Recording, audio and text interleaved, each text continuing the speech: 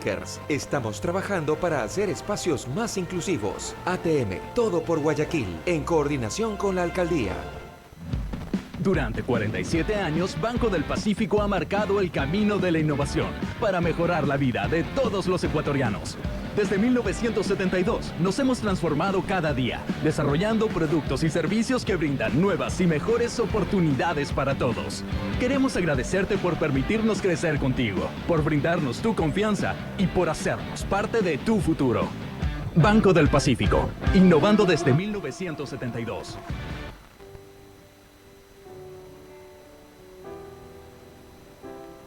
Queridos amigos radioescuchas de Atalaya, ante las imágenes de destrucción, odio y desunión que hemos visto en los últimos días, en Sistema de Emisoras de Atalaya hacemos un llamado a la paz, al diálogo y a la unidad. Nuestro Ecuador necesita de cada uno de ustedes, de su prudencia, de su trabajo diario y civismo. Hagamos una oración en unión familiar por el Ecuador y recordemos que este ha sido un país de paz y no de violencia. En Radio Atalaya nos mantendremos informándolo con la veracidad y credibilidad de siempre.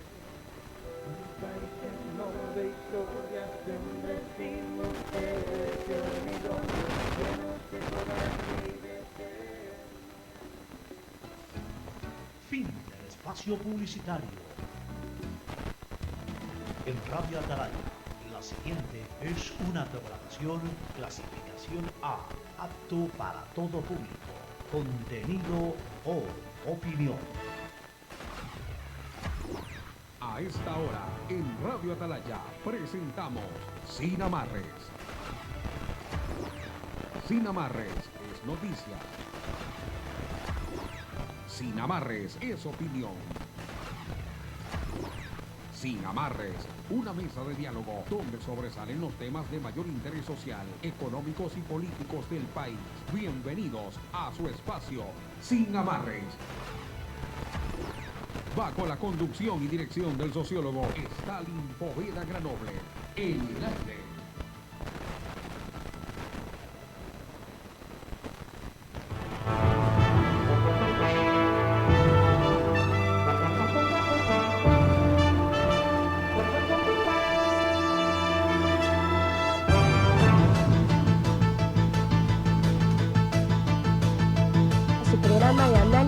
Opinión sin amarres. Es un placer acompañarlos un nuevo día con la mejor información.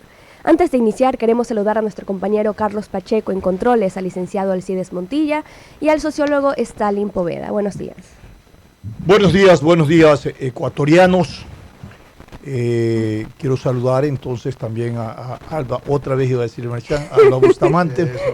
¿Cómo está mi querido Alcides Montilla? ¿Cómo está Carlitos Pacheco? Es un placer saludarlo. Vamos a dar lectura a los titulares de las primeras planas de los medios de circulación impresos a nivel nacional. Bueno, vamos a dar lectura, como decía Stalin, a las portadas de los diarios El Universo y Expreso de Guayaquil. Alba inicia con los titulares de Diario Expreso. El Diario Expreso abre su portada con un cúmulo de pérdidas. Las empresas florícolas de la sierra siguen contando sus pérdidas. 4 días después de determinado el paro, las actividades que afectó no solo sus exportaciones, sino también sus producciones y sus bienes muebles e inmuebles por los ataques vandálicos. El Expreso también nos dice la crisis aumentó en 74.000 el número de desempleados. La falta de empleo es mayor en el área urbana que en la rural. Aún no hay luces del nuevo decreto. Hasta el sitio de reunión del gobierno y los indígenas es secreto. También centros educativos preparan la recuperación de 6 días de clases. Hay dudas en colegios sobre los 3 lineamientos exigidos. El envío de más de tareas encuentra resistencia en los maestros. Y por último, 3 clínicas estatales funcionan sin licencia. Los centros públicos para el tratamiento de adicciones aún no tienen los permisos de la Agencia de Salud. Bueno, y vamos a leer a continuación los 4 titulares que nos trae hoy la portada principal del diario El Universo, el mayor diario nacional, de su edición de hoy jueves 17 de octubre del 2019, el primer titular con una gran foto donde se ve al presidente, vicepresidente, ministros, ¿verdad? Y también dirigentes laborales, dando a entender de que se están ya definiendo las estrategias para la presentación de la reforma laboral a la Asamblea Nacional. El titular dice: gobierno logra acercamientos con centrales de trabajadores. Se inició mesa de diálogo sobre reforma laboral. Vamos a ver qué va a pasar con este tema polémico también. Otro titular: sentencia de Glass, el ex vicepresidente Jorge Glass, de 6 años en firme, de acuerdo a la resolución del tribunal integrado por los jueces Daniela Camacho, Iván Saquicela y el conjuez Wilmer Terán. También 50 taxis eléctricos llegaron a Guayaquil con el fin de reemplazar poco a poco, ¿verdad?, a los otros taxis que utilizan combustibles fósiles, para que ya la ciudad poco a poco tenga taxis eléctricos, o sea, que ya no consuman diésel ni gasolinas. Y finalmente, un tema internacional que está ocasionando una serie de conjeturas y debates. Agitación catalana crece en España, violencia, enfrentamientos y pugnas políticas hay actualmente en Barcelona y en otras localidades catalanas. De esta manera, hemos dado a conocer los principales titulares que nos traen las ediciones de hoy de los diarios guayaquileños El Universo y Expreso, que se editan a nivel nacional, estimado Stalin. Gracias, Alcide. El trauma de esos momentos, 11 días que vivió el país en un estado de sitio, un poco al inverso. Los estados de sitio se realizan en función de disposiciones gubernamentales y se lo hace con el ejército, la fuerza pública. Es sitiar una ciudad para evitar los desmanes que puedan darse. Pero acá pareciera ser que el estado de sitio lo pusieron el movimiento indígena, que cercaron las ciudades principales, y los resultados, producto de todo un proceso de presión social, sabemos en qué resultó. Después de esto, se han tomado decisiones a nivel del gobierno nacional muy importantes. La primera, la derogatoria del decreto que eliminaba los subsidios, el 883, y luego el retorno de Lenín Moreno a la capital, a Carondelet, sin que haya todavía dispuesto el traslado de la sede, porque todavía está en la ciudad de Guayaquil, y sus expresiones ante ciudadanos que lo esperaban en la Plaza Grande, en donde planteó que no había nada que festejar, que era el momento de una reconciliación, que era el momento de encontrarse, que era el momento de reivindicar el valor de ser ecuatoriano. Todo un discurso y toda una presentación que iba en el sentido de que hay que profundizar nuestras identidades y hay que también valorar los esfuerzos de un diálogo para efecto de transformar una realidad y generar la gobernabilidad que se requiere en el país. De toda manera, lo que ha dejado como consecuencia toda esta situación que vivimos los ecuatorianos es una ruptura del tejido social, una ruptura del tejido institucional. Y eso no se logra con un discurso, recomponerla. Es un proceso en donde todos los actores sociales, económicos, políticos y sensibilidades de todas las índoles involucrados en estos procesos, y los ciudadanos en general, debemos de estar aperturando espacios de comprensión, de entendimiento y de colaboración para generar, justamente, recomponer ese tejido social maltrecho, ¿no?, alicaído, que hoy realmente se encuentra en el país. ¿Cómo comenzar? ¿Por dónde empezar? Para reconstruir y recomponer este tejido social. Esto es muy importante y es una interrogante que debemos irla despejando progresivamente.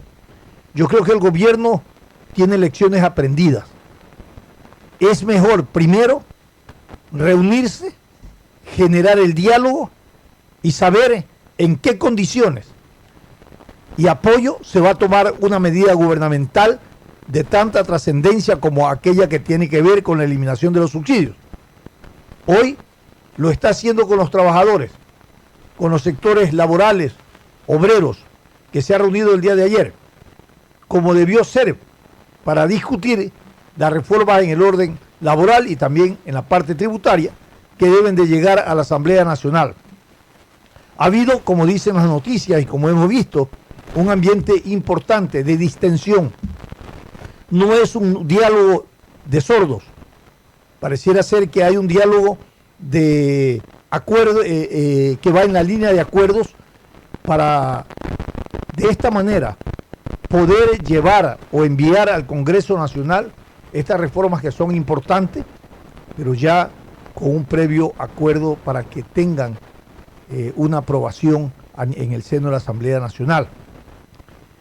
Pero no solamente tienen que reunirse pues con los trabajadores, ahí también van reformas en el orden tributario que tienen que reunirse con los sectores, con todos los sectores que de alguna manera van a afectar o tienen que ver estas reformas.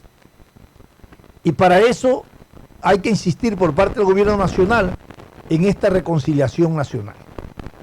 Yo creo que es el camino, este camino de diálogo, no es un camino para una reconciliación nacional. Es una gran oportunidad que tiene el gobierno para reunirse e identificarse con todos los sectores y ponerse de acuerdo con todos los sectores, porque al final son leyes y reformas que afectan, benefician a unos, afectan a otros, pero en todo caso el contexto general de cómo se conciben estas reformas es para mejorar la situación económica del país y poner en marcha un desarrollo sostenible y productivo que termina en el mejoramiento de la calidad de vida de todos los ecuatorianos.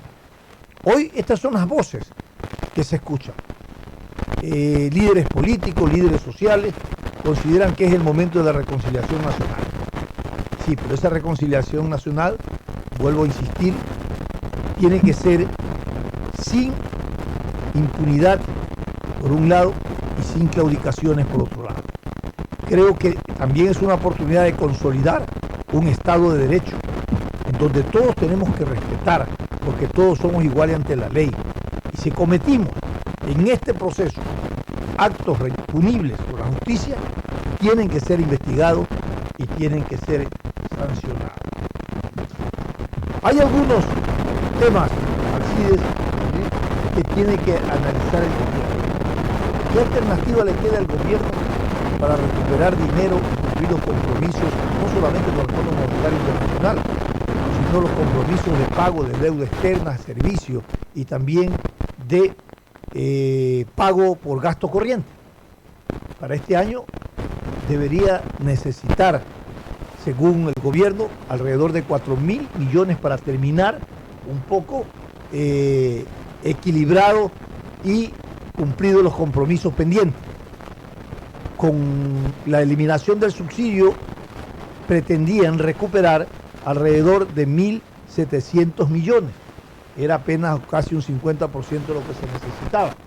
Y otro algo más de 700 millones de otros aspectos en el orden tributario que tenían que sumarse. Nada de esto ahora se tiene en cuenta porque ya no es posible. ¿Qué medida les queda? Reducción del tamaño del Estado. Eso implica, por ejemplo, que el número de desempleados que tendrían que quedar, que sumarse al ejército de desocupados, si es que se reduce el tamaño del Estado, aumentaría de 74.000, que es hoy, alrededor de 140.000 empleados que estarían fuera de su posibilidad de tener una plaza de trabajo. Entonces por allí no es la medida, porque eso tiene un costo social muy alto. Y ayer en la mesa de discusiones con los trabajadores decían, tampoco es la medida bajarle las vacaciones a los trabajadores, tampoco es la medida quitarle un día de sueldo. Entonces, ¿de dónde saca? Porque todo se lo saca de los ciudadanos. Son conquistas laborales que dicen ser no reversibles, son irrenunciables. Entonces, claro, entonces veamos por dónde el gobierno tiene una salida para generar y equiparar la necesidad de estos recursos que ya están inmersos en compromisos con organismos multilaterales que oportunamente han hecho sus préstamos y que tienen previsto su desembolso. El Banco Mundial, ¿qué ha dicho? Bueno, señores, es importante saber que se ha logrado sentarse el gobierno con todos los sectores o los sectores que tengan que ver con este proceso de reforma. Claro, es importante. Es importante que también de parte y parte se den pasos para que se den las reformas. Porque si nos cerramos todos a la banda y el diálogo tiene características sectarias, dogmáticas, bueno, eso no es diálogo. Porque el diálogo es un intercambio de ideas, de propuestas, para aprobarlas por consenso y transformar esa realidad. Si no existe eso, no es diálogo, es una mera conversación. Y esa conversación queda en el aire, no es eso. Sí, porque a veces te digo yo, vamos a dialogar, pero dialogamos sobre estos puntos que yo he tratado. Eso no es diálogo, eso es imposición. Eso es una imposición. Y lamentablemente esa es la característica con que inicialmente se tuvo que arreglar esta crisis, cuando prácticamente lo sentaron al presidente y a su gabinete y le impusieron una resolución: derogue o deroga. Bueno, ahora hay la expectativa, Stalin, de saber qué va a pasar con el respecto al tema que estamos discutiendo.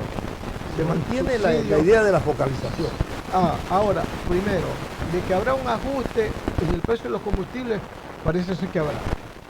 Y me refiero a la super, porque ya la ministra de Gobierno ha dicho que si hay un ajuste en el tema de los combustibles, el ajuste será para, lógicamente, no perjudicar a los más necesitados.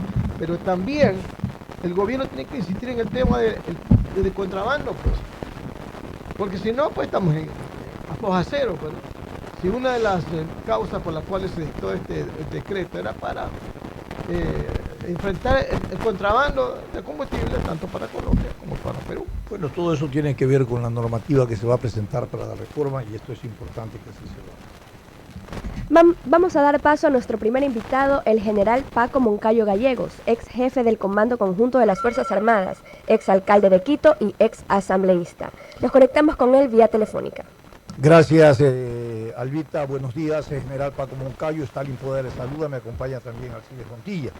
Y queremos un poco con usted generar un diálogo para tener una visión clara y respecto a las consecuencias post-movilización y post-situación que vivió el país, cómo queda el país, pero fundamentalmente la ciudad de Quito, donde se dio o fue el epicentro de toda esta movilización que hoy sabemos las consecuencias que ha tenido, porque lo que más nos preocupa es la fractura del tejido social que la ciudad y también el país, pero más la ciudad de Quito, ha sufrido en este proceso.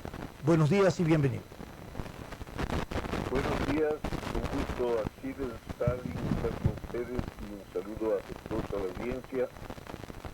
La verdad es que lo que ha sucedido en esta ocasión, en mi larga vida de servicio al país, como militar, como político, jamás se haría así. Pero también hay que reconocer que este era un muy complejo decreto y que no se calculó bien, no se analizó bien, no se llevaron a cabo procesos adecuados antes de tomarlo. Yo por mi experiencia les digo que aún en 1981, estando en plena guerra con Perú, cuando bombardeaban nuestros destacamentos en Mayaico y Machinaza, el presidente de los dos quiso subir el combustible. Y a pesar de estar en guerra, a pesar de estar muriendo los soldados, salieron las personas a reclamar violentamente y teníamos entonces, sin duda, uno de los mejores presidentes que ha tenido el Ecuador, entonces, igual pasó con el señor Bucarán. a quien realmente la euforia fue más por el intento de subir el gas que por cualquier otro elemento que podría haber justificado. Entonces, un decreto de esta naturaleza era un decreto muy complejo, además fue sorpresivo, porque se hablaba de subir el IVA 3 puntos y de pronto cambian lo que se había anunciado y resulta que tenemos que terminar con este subsidio, que además es lógico, por supuesto. Bueno, entonces, aquí no hay que ver solamente lo superficial, hay que ver qué nomás estuvo en juego. Primero, habían las mafias que trafican con combustible a los países vecinos, mafias que son terrestres y marítimas, ¿no? Porque por mar es por donde más se trafica el combustible, se vende combustible inclusive a las naves que trafican con drogas, inclusive a los chinos que vienen a depredar nuestro patrimonio. Esas mafias iban a perder mucho dinero, seguramente estuvieron muy activas. Habían las FARC y todos los que producen coca con combustible baratísimo que compran en el Ecuador. Por eso es que la mayor cantidad de sembríos están junto a nuestra frontera. Y vea usted que las FARC salieron a defender a los levantados. Así es. Hubo, por supuesto, una conspiración para derrocarlo al presidente de parte de los correístas, montada pero al detalle, con tácticas, con técnicas que yo puedo decirle, porque sé del tema, se observaron claramente. Entonces, los indígenas lo que hicieron fue de telón de fondo para que todos esos sectores que podían estar perjudicados puedan actuar sobre sus intereses en este episodio dramático, dantesco, que jamás habíamos visto. General, hay un punto ahí de inflexión y de quiebre en el análisis que usted hace. Era voz populi, era conocido desde hace meses todo este preparativo de conspiración contra el gobierno por parte del excorreísmo o que lo dirigía el expresidente Rafael Correa. ¿Qué pasó con la inteligencia no policial y militar que no pudo prever la dimensión o el avance que esto tenía y la manera como se manipuló después una resistencia social que se convirtió, sobre pretexto de esta resistencia que se convirtió en delincuencia y en violencia? ¿Qué pasó ahí con esta fase que es muy importante? Siempre los gobiernos tienen la inteligencia militar, los militares, la policía, pero no teníamos noticia de esto, de que estuvieran investigando y que tuvieran informes y que estuvieran adecuando las previsiones para evitar lo que hoy lamentamos. El tema fundamental es que el señor Correa desmontó el sistema de seguridad. Desmontó el sistema de seguridad, trató y logró debilitar tanto a las Fuerzas Armadas. Y le voy a hacer rápidamente un recorrido. ¿Cómo es que el ataque de Angostura? No sabíamos que había una base de las FARC que estaba en territorio ecuatoriano, donde inclusive cedulaban a los colombianos que eran personas civiles y que estaban huidas de la violencia. ¿Cómo era posible eso y que no haya inteligencia que descubra? ¿Cómo es posible que el 11 de septiembre el problema de los policías sea transformado en un problema nacional que quisieron tratar como golpe de Estado?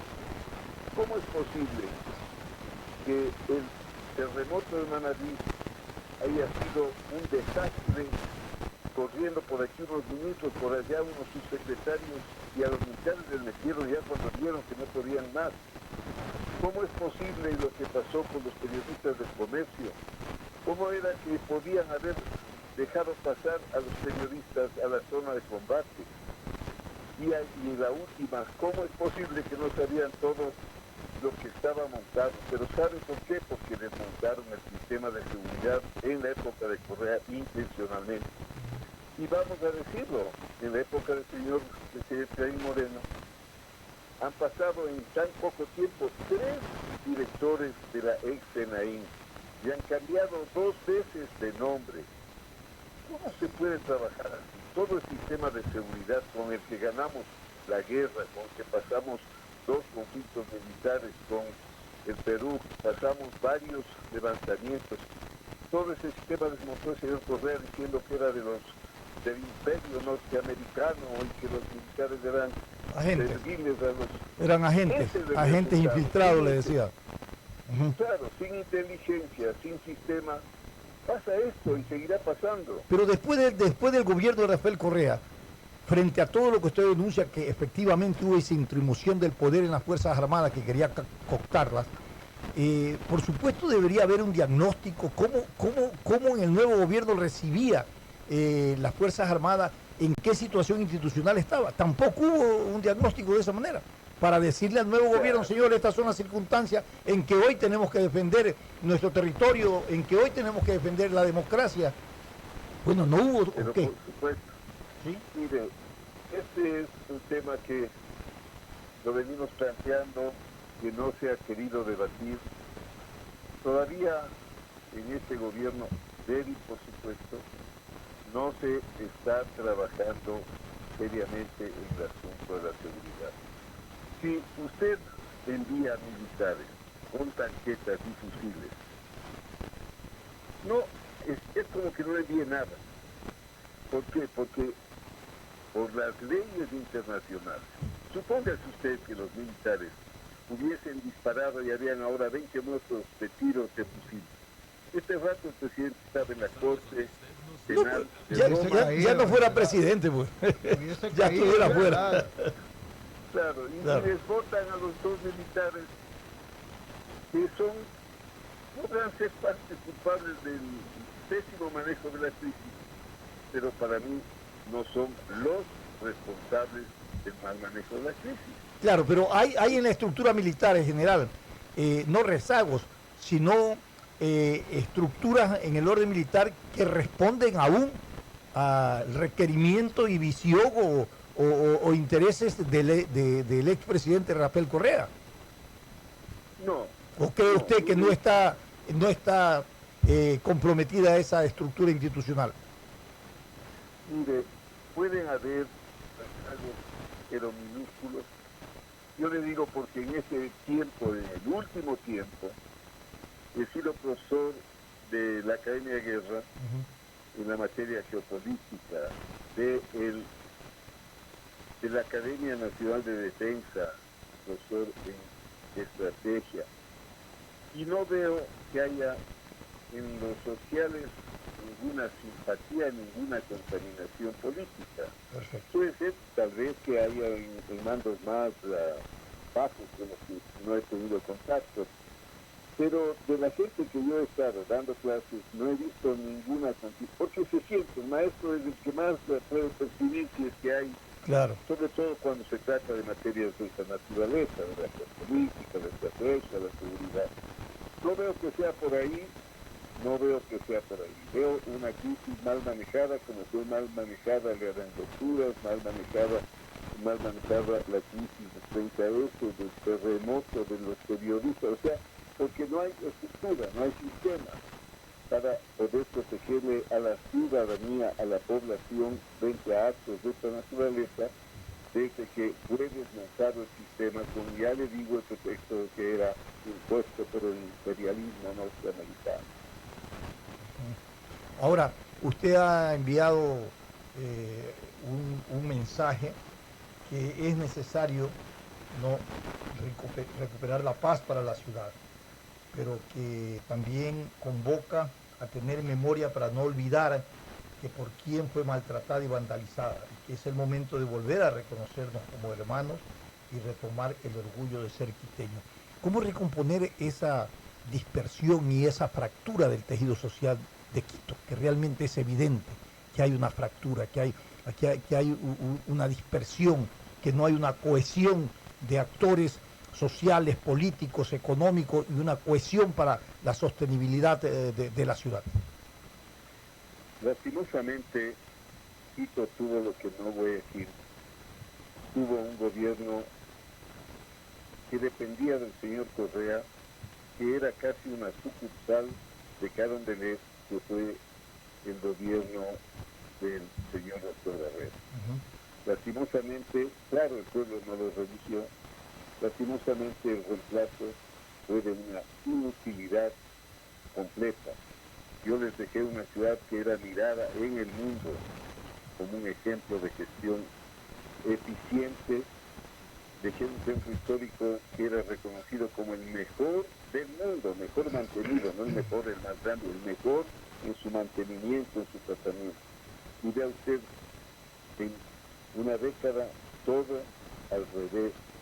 Entonces, esto por un lado. Por otro lado, hay que reconocer que en Quito hay correísmo fuerte. Yo sé que manipularon, porque los mandos medios del sistema electoral son correístas, manipularon los resultados, y por eso tienen 9 concejales. Entonces, el alcalde era correísta. Usted sabe que fue asambleísta de Correa. Así fue. 9 concejales son correístas, pero de los combativos. No hay cúpula, no hay autoridad para proteger y defender a la ciudad. Por supuesto, la ciudad de Quito es la que más ha sufrido por el tema de la crisis económica. Se observará y además por la avalancha de venezolanos, todos los cuales ya sabemos han llegado infiltrados de Maduro, que los envían como que fuese gente común corriente, pero son gente entrenada. Todo esto hace que la situación de Quito sea muy compleja, sin un liderazgo de la ciudad, con una grave fractura social, donde cada sector periférico no está comulgando con una identidad quiteña, con los valores comunes que logramos tener. Entonces, esto hay que corregir con un trabajo fuerte. Es muy difícil hacerlo desde la municipalidad porque están estas funciones. Sin embargo, hay que hacerlo desde la sociedad civil, desde las organizaciones civiles. Tenemos que lograr, como existe y que observa, por ejemplo, que por lo menos una mayoría de la ciudad adhiera a un proyecto de Quito optimista. Teníamos un plan hasta el 2025 de abandonado.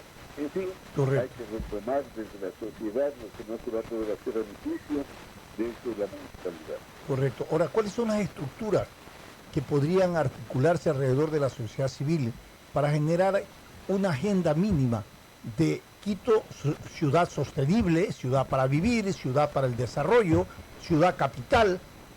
Hay esas posibilidades porque finalmente hay una dispersión de expresiones y de liderazgos que pudieran haber en el proceso y en la crisis o antes, haber establecido ciertos parámetros reales que podrían contribuir a detener estos impactos o los efectos de esta revuelta o de esta paralización, de esta presión social que acabamos de salir y que podría de alguna manera haber bajado este impacto, estas consecuencias. No se ve, por ejemplo, hay una junta cívica, hay una unión de ex alcalde. Bueno, en fin, trato de un poco establecer qué formas de organización, de representatividad podríamos tener y de liderazgo para retomar la reconstrucción de este disperso tejido social que hay en la ciudad de Quito. Bueno, aquí en Quito hay, desde la época que fui alcalde, una ordenanza de participación ciudadana y existe la asamblea de la ciudad, que no ha sido convocada por Yunda ni fue convocada antes por los alcaldes. En esa asamblea están representados todos los sectores de la ciudad para poder debatir los temas, y esto es lo que tenemos que recuperar y vamos a hacerlo. La Junta Cívica es una muy buena iniciativa, pero usted se dará cuenta que una sociedad fragmentada, y están todos los presidentes de las cámaras, y si la gente les culpa a ellos de haberse tomado el poder, de estarlo manipulando al presidente Evo Moreno, claro, se quejan la gente, dicen, le regalaron $4.000 millones sin cobrarles impuestos y ahora nos quieren a nosotros a través del precio de la gasolina que paguemos para que los ricos se hagan más ricos. Ese es el mensaje, no hay que despreciar lo que la gente dice, y lo que por supuesto los políticos que están en contra aprovechan, ¿no? Y difunden, y ahí está este señor economista Lara, lo que dice que deben desaparecer las Fuerzas Armadas, que hay que establecer un gobierno del pueblo dirigido por los indígenas, en fin. Como verá, una organización de ese tipo no representa tampoco a la ciudad. Entonces hay que hacer una organización de organización, porque hay muchas ONGs, si hay una rica organización social, insisto, que lo que hay que lograr y vamos a hacerlo es que se junten todos para fines políticos hacer algo por esta ciudad que merece que todos los esfuerzos nuestros. Ahora, hay planteamientos de que debe de salir el alcalde Yunda, que hay que destituirlo. Hay una denuncia ahora en la Fiscalía que ha puesto un ex candidato a la alcaldía y por ahí se está hablando, según el COTAT, que puedan generar una destitución. Yo no creo que el camino vaya por ahí, pero sí creo que hay que establecer responsabilidad, porque yo pude ver vehículos de la municipalidad llevando indígenas, pude ver vehículos de la municipalidad llevando llantas para que queden, o sea, no es que la municipalidad estuvo en esta crisis independiente en el cual siquiera hubo comprometimientos. Hoy el alcalde de la Segunda renuncia a todos sus secretarios diferentes, ese es un buen signo. No nos conviene, y si hay que hacerlo ya, porque no se puede vivir en incertidumbre, pero les digo, seguirán habiendo 9 correístas curiosos de concejales en Quito, y ellos no se sienten que han perdido, sino una batalla, pero que tienen una guerra por ganar, como lo dicen frecuentemente los correístas. General Moncayo, ¿cómo vio la presencia del correísmo en el último levantamiento indígena? Me limito a repetir lo que dijo Salvador Quispe o lo que dijo Rubén Iván, dirigentes importantes de los movimientos indígenas y del partido político que les representa. Ambos dijeron que estaban infiltrados en el movimiento y el paro por el correísmo, que ha habido dineros, que uno no se explica cómo se pudo sostener tanto tiempo una movilización tan larga, que hubo dinero y hubo participación y que cuando querían los indígenas negociar, estas personas eran las que se oponían y les decían que estaban vendiendo la causa, que eran traidores de la causa. Iván dice que tuvo que salir huida porque querían también adherirla. Entonces, aquí hay que adherirse a lo que ellos dicen, porque ellos vivieron de cerca, ellos estuvieron en el Ágora, y ellos que son dirigentes muy conocidos, dicen que así fue, yo les creo. Otra pregunta, general. ¿Usted está de acuerdo en el pedido de los sectores indígenas para que renuncie el ministro de Defensa? El pedido de los representantes de los pueblos indígenas era un pedido de máximas para sentarse a negociar. Yo no creo que ni el ministro de Defensa ni la ministra de Gobierno hayan cometido algún acto que no sea cumplir con su deber, y sin exceso, porque puedo decir que para la violencia que hubo, para las tácticas de guerrilla urbana que se aplicaron, para ver formaciones de insurgentes con escudos disparando con lanzacohetes improvisados, no se aplicó exceso de fuerza, pero no creo que haya una razón.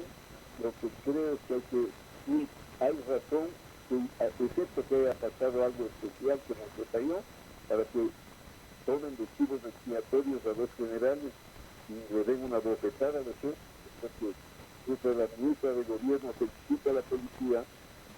capturan a los mandos del ejército, pero también la policía se les tomaron los vehículos, también en el oriente les pusieron a correr a los policías, los indígenas, también les tomaron presos policías, los recibieron y a ellos los felicitan. Y al ejército, inclusive al ejército lo maltratan. Y eso, yo estuve 40 años en el ejército y a mí me duele profundamente. Entonces, veo que también hay estas salidas de viveza criolla, ¿no? Algo hay que hacer, incluir a los asesores, bótale a los militares para que vean que eso es lo que debe hacer. Perfecto, general. Pero debía evaluarse, ¿no? Evaluarse, perfecto. Después de una evaluación, buscar cualquier medida. Perfecto, general. Más allá de que usted lo anota bien, que el tema de la salida de la ministra Romo y del ministro de Defensa es un planteamiento de demanda y de negociación. Sin embargo, el presidente Moreno ha realizado cambios importantes en el alto mando de las Fuerzas Armadas. ¿Cuál es el mensaje que hay detrás de esta decisión? Yo no entiendo, bueno, estoy acostumbrado ya a ver que en temas de seguridad salen con disparazos porque algún asesor les dice seguramente tiene que hacer algo, porque la gente se va a quedar sin tranquila, aquí es muy claro que los expiatorios tienen que ser los militares que no tienen cómo levantar la voz. Claro, porque el presidente tiene legalmente la autoridad para relevarlo. Yo digo porque no sé. Debe haber algo muy grave que hayan hecho para que los releven. Es como relevarle cuando todavía no se acaba el combate, porque no sé si ya se sientan victoriosos. Claro, lo han relevado terminando el segundo tiempo del partido, recién esto todavía no termina. No termina el segundo tiempo. Claro. Y ya cambian de capitán, de director técnico.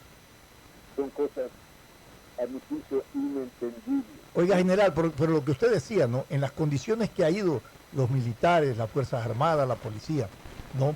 A combatir en las calles esta arremetida y presión social y resistencia, como quiera llamárselo.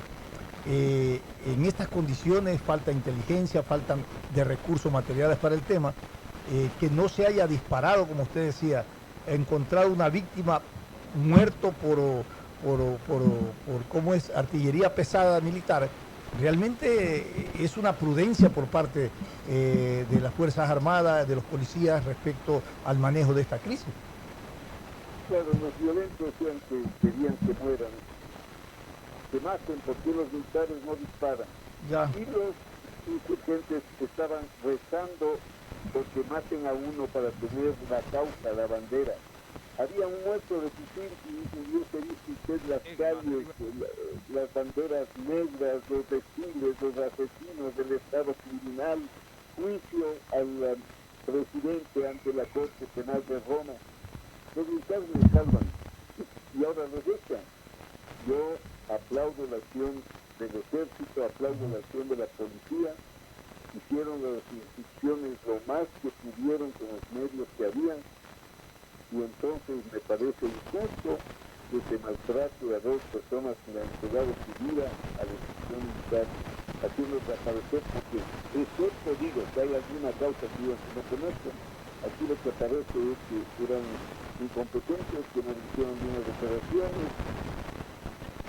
Es cierto, hay que repetir que algo hayan hecho que no se sepa, pero que debería estar visitado. Muy bien, general. Gracias por atendernos en este contacto telefónico. Esperamos más adelante. Cuando venga a Guayaquil queremos tenerlo presencialmente, general. Gusto en saludarlo, cuídese.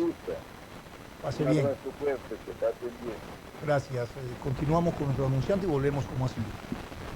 Gracias al general Paco Moncayo por su intervención y también a nuestra audiencia por estar en compañía de su programa Sin Amarres. Recuerden que también nos pueden encontrar en Facebook y en Instagram como Radio Atalaya. Estamos siendo retransmitidos también por YouTube como Sin Amarres. Nos vamos a una pausa, pero antes queremos compartirles con ustedes un mensaje de la ATM. Los 5 pasos peatonales inclusivos con ascensores y paraderos que se construirán en la Vía La Costa son parte del camino de innovación de la ATM y la Alcaldía de Guayaquil. Sigamos recorriendo el camino de la innovación juntos. Este es un programa de opinión, categoría O, apto para todo público. El siguiente es un espacio publicitario apto para todo público.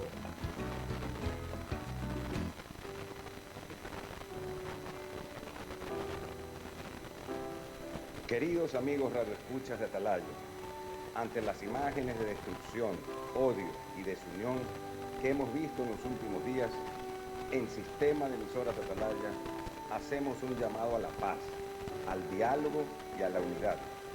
Nuestro Ecuador necesita de cada uno de ustedes, de su prudencia, de su trabajo diario y civismo. Hagamos una oración en unión familiar por el Ecuador y recordemos que este ha sido un país de paz y no de violencia. En Radio Atalaya nos mantendremos informándolos con la veracidad y credibilidad de siempre.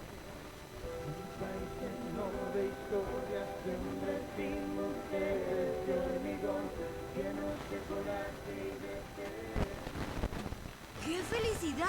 Hoy en Puna disfrutamos de agua potable porque construyeron una plantota que convierte el agua salada en agua potable. Con esta agua, cero enfermedades. Que sigan llegando las obras.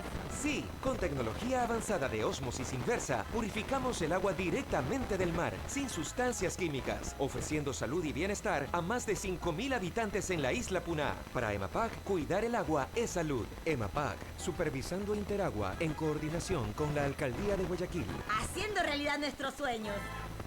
La ATM te trae la educación vial del futuro con la Feria Interactiva Móvila, con experiencias fantásticas de realidad virtual, mesas táctiles y simuladores de manejo ultramodernos, con los que podrás aprender las reglas de oro que harán nuestras calles más seguras para conductores y peatones. Te esperamos el sábado 26 y domingo 27 de octubre en la plaza principal de Parque Samanes, en el Gran Domo de la ATM, de 9 de la mañana a 9 de la noche. ATM, en coordinación con la Alcaldía de Guayaquil, soñando en grande, haremos cosas grandes.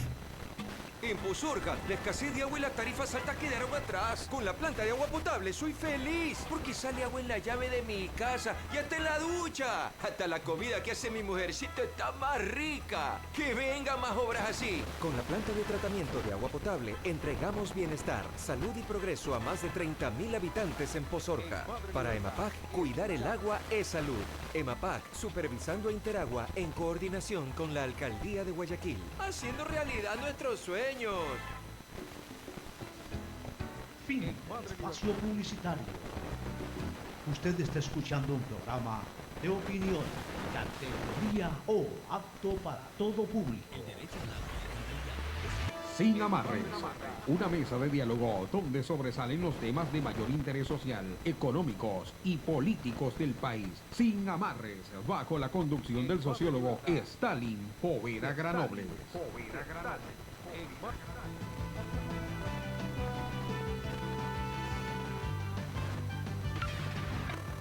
En Sin Amarres, le damos la bienvenida al invitado de hoy.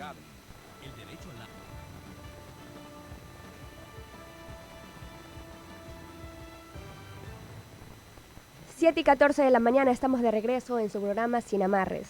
Ahora queremos dar paso a nuestro segundo invitado, el doctor Javier Garicó Ortiz, ex procurador del Estado, abogado constitucionalista y académico. Bienvenido. Bienvenido, Javier, gusto en saludarlo. Muchas gracias. Vamos a tener la oportunidad, desde su experiencia, de su vida profesional, académica, analizar esta situación que vive el país. Yo creo que hay un choque flagrante entre lo que es el valor democrático, el Estado de Derecho y la constitucionalidad en el país. Y voy a ponérselo de esta manera. La Constitución garantiza el derecho de resistencia. Los gobiernos criminalizan la resistencia. Ese es el choque flagrante entre estas dos posiciones estructurales dentro de la organización de un Estado y de la convivencia social. Y dentro de ese choque se crean espacios como los que vivió el Ecuador durante 11 días para que dentro de la resistencia se genere violencia y delincuencia organizada. Y detrás de esto, el interés de grupos políticos y de poder que quieren nuevamente reeditar su presencia en los gobiernos o reeditar su presencia política en la sociedad. Y tenemos entonces una bomba Molotov que explotó como explotó. 11 días de caos, de terror, de violencia y delincuencia para reivindicar la derogatoria de un decreto que entendemos era socialmente injusto tomado como se lo tomó, porque afectaba a todos los estamentos, inclusive a quienes podrían ser concebidos como beneficiarios.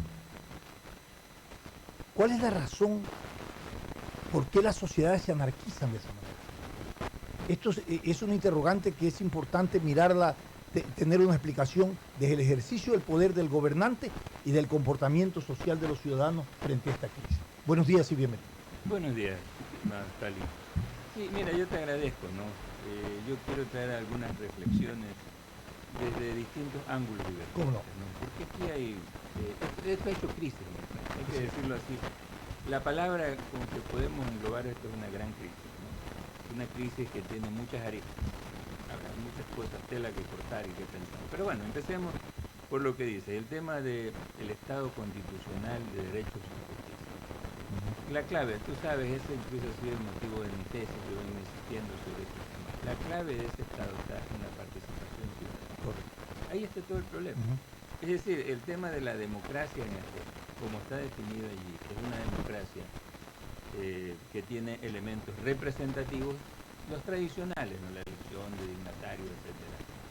Participativos, directos y comunitarios. Esos 4 elementos dice la Constitución. Los tiene, está el eje central es la participación. Correcto. ¿No? El artículo 85, numeral 3 de la Constitución, habla de las políticas y servicios públicos. ¿Cómo no?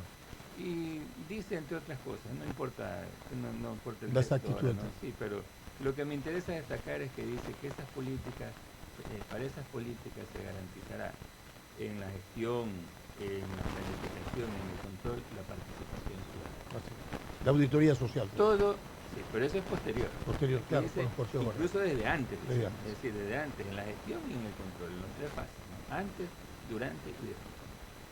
Esto es precisamente lo que no se hizo. Mire, yo creo que sí, efectivamente... Pero también, pero también están concebidas las rendiciones de cuentas para justamente... Sí. Una parte de la participación, para completar la idea, luego volvemos al tema César, para la idea doctrinaria central. Una parte de esa participación ciudadana está en las garantías de control constitucional, es decir, las acciones de protección de las cosas. Y se incluye allí la resistencia ciudadana. ¿Por qué? Porque más o menos la resistencia es la variante extrajudicial que complementa esa idea de resistencia. ¿Y por qué es la variante extrajudicial? Porque es constitucional. Ya, exacto. Extrajudicial, ¿en qué sentido? No quiere decir que sea extrainstitucional, ojo, porque la Constitución la contempla como y lo contempla como derecho. Sí, y te advierto que no solo en este país, ¿no? Claro, con sus variantes existen muchos países, en España, por ejemplo, ¿no? Y que consiste, o tiene algunas cosas esta resistencia, ¿no? Vamos a mencionar unas cuantas también para terminar esa idea doctrinaria, ¿no? La objeción de conciencia. A ver, yo no quiero aplicar esto porque esto es contrario a mis principios. Por ejemplo, un médico o una institución pública que diga, mire, yo no voy a hacer aborto ni por ninguna de las causales que están en las legales. Correcto, sí. Simplemente porque eso es contrario a mis convicciones. O una ley que afecte los intereses colectivos. Las otras son justamente el desacato a una ley por cuanto se considera que lesiona derechos fundamentales. Y tercero, lógicamente, pues vinculado a ese desacato, ¿no? Las acciones jurídicas que hay que hacer y también la expresión de la protesta respectiva por ese motivo. Pacífica, ahí está el término. ¿No? Porque la otra, salir de ese marco, tampoco es ilegal, te advierto, se llama la insubordinación. Que también está establecida en este caso en el ámbito del derecho internacional de derechos humanos. El fundamento es muy sencillo, está en la Declaración de Independencia de Estados Unidos, ¿no? Dice el derecho a la rebelión de los pueblos contra la tiranía. Entonces está claramente establecido, ¿no? Ese derecho, pongo un ejemplo clásico, ¿no? Fue reconocido al pueblo nicaragüense contra la dictadura de Somoza, ¿no? Acuérdense que Roldós lo dijo con claridad. La doctrina Roldós. Pero eso ya es un extremo, porque eso implica pues ya un remesón institucional. Pongámonos dentro de la institución. Yo te he dado este margen o este marco, ¿no? Para entender, tener herramientas para entender esto y buscar salidas, sobre todo eso. Pero ¿cuál es el límite para no convertir la resistencia como derecho en un escenario de violencia y de delincuencia? O sea, Bueno, entonces, mira, hermano, la violencia evidentemente pues algo repudiable, ¿no? Pero no hay que olvidar pues que justamente el derecho a la rebelión, estoy hablando ya como lo dice la Declaración de Independencia de Estados Unidos, se sustenta contra la tiranía, que es el ejercicio por la fuerza también, de manera despótica. Claro. Que un intento pero eso en un momento de excepcionalidad, cuando tú compruebes lo despótico, los gobiernos despóticos. Ya, pero yo te recuerdo, ¿no?, que hubo dos momentos. Yo voy a hablar como abogado, hago abstracción por ahora de la parte política, ¿no? Exclusivamente el ámbito jurídico. Cuando se declara el estado de excepción en el país, ¿sí? Está dentro de la Constitución, lo puede declarar. Una de las medidas es el traslado del gobierno acá. Correcto, todo eso se puede hacer, ¿no? Se puede decir incluso, como le dijo la Corte Constitucional, ojo, pueden hacer ustedes zonas de seguridad, por ejemplo, en torno al Palacio de Carondelet, a las sedes públicas. Eso por supuesto que está absolutamente permitido, ¿no? Eso es jurídico, ¿no? Hay que proteger y tutelar el orden público, que implica pues evidentemente las instituciones y también el sustento material de la sociedad, instituciones de gasolina, etcétera, ¿no? Ese tipo de cosas. Pero eso es lo que le dijo la Corte. Pero ¿cuál fue el siguiente paso? Declarar el estado de seguridad y el toque de queda en todo el distrito metropolitano y los valles, y después a todo el territorio nacional. Eso es absurdo. Eso no se puede hacer. Eso es las dos cosas. Eso es claro. Después dijo el comando conjunto a todo el territorio nacional. Eso se llama eso no cree que a los militares molestó. Justo hemos analizado el tema. Eso es lo que analizábamos antes, cuando lo dispuso el estado de sitio. Ni siquiera yo quiero recordarles, mis estimados amigos, ni cuando tuvimos la guerra con Perú se hizo. Por favor. Y normalmente los estados de sitio se ha hecho para combatir. ¿Eso molestó a los militares? Probablemente. Ahora, salgamos de lo doctrinal. Sí, vayamos a este hecho. Tenemos 4, ya está, podemos hablar. ¿Cuáles son las corresponsabilidades de decisión del poder, por un lado, del gobierno, por otro lado, de la participación de las Fuerzas Armadas, por otro lado, la resistencia convertida en delincuencia y en violencia, y los efectos que esto ha tenido? En primer lugar, ¿no? Realmente la causa de esto fue una mala elección. Empecemos por ahí. Yo creo que es repudiable el acuerdo con el Fondo Monetario. Eso podemos examinarlo en otro momento. Pero se eligió la peor de las recetas. Es decir, la eliminación del subsidio, ¿no? Había otras, el IVA, yo qué sé, no es que yo esté de acuerdo con uno o con otro. Había dos, no había más, pues así de peso, Javier. O el IVA o los subsidios. Sí, pero mira... La otra no tiene el peso como para una protesta. Sí, pero es que el problema es que no necesariamente hay que hacer las recetas que me traen. A ver, yo puedo tener el mismo efecto con otras medidas y bueno, yo creo otras. Porque, mira, yo te digo una cosa, es que el Fondo Monetario tiene una visión muy ortodoxa de la economía, pero no conoce pues nuestra economía. Es decir, existen otras cosas. Mira, por ejemplo, yo creo que sí, me parece que los subsidios de la gasolina se podían haber eliminado para los vehículos privados. O sea, gradualmente focalizado. Para los vehículos privados, nada más. Decir, a ver, el transporte público, no. Los que usan diésel, tampoco. Ni en el ámbito agrario, tampoco. ¿Y los taxistas? Los taxistas no, pues transporte público. Es que es transporte público. Entonces, todo lo que es un transporte privado manejado por privados. Y los buses también. Entonces, igual. ¿no? Hay una diferencia.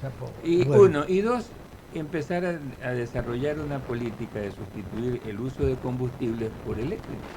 Y ya existen en el transporte ese es el planteamiento. De empezar ya cambiar la matriz de energía. Eso demora mucho tiempo. Pero eso es una política inteligente. Estamos en proceso. Estamos en ese proceso, ¿no? Pero bueno, ya, dejemos eso, dejemos eso para los sabios de la economía. A ver, Ravi, yo le pregunto a usted. Vamos acaba de a decir a los temas que ha dicho, escogimos el tema más traumático. Yo le quiero decir una cosa. ¿Cuántos años a nivel de la estructura del poder y la decisión de los gobiernos pudieron haber tomado esta medida. Y no se la tomó porque esta medida, además de tener una estructura subsidiada, que ha provocado el contrabando, discrecionalidad, corrupción, todo lo que tú quieras. Y es uno de los subsidios socialmente más injustos que hay en el país, porque los beneficiarios que deben de tenerlo reciben solamente un porcentaje tan pequeño en relación a quienes no son beneficiarios que reciben el gran monto. Entonces yo digo, veamos el tema de la toma de decisión del gobernante, más allá del efecto que esto tuvo. Se rompió un paradigma de que esto nadie lo puede tocar porque se caía en gobierno y se comprobó todo lo que está generando la convulsión social. Pero el país puede continuar secuestrado con estas distorsiones frente a la crisis que se vive. Mira, yo pienso que hay muchos elementos de distorsión, ¿no? A ver, aclaro, ¿no? Cuando se habla de una economía distorsionada, es generalmente una economía que tiene un nivel productivo deficitario. Esto es lo importante. Porque lo otro, pues cuando tú tienes un buen, por ejemplo, vamos a poner ejemplos, ¿no? Tú tienes un buen nivel productivo, puedes tener un aparato estatal muy enorme, en Europa, por ejemplo, lo puedes tener. ¿Pero qué? Porque lo puedes costear, ¿no? Una seguridad social universal para todos, por ejemplo, como la tienes en Europa. La puedes costear, hay dinero para eso, ¿no? Hay ingresos suficientes. Entonces el problema es que el tema productivo, ¿no? No es en sí el aparato estatal, es el conjunto de la sociedad, ¿no?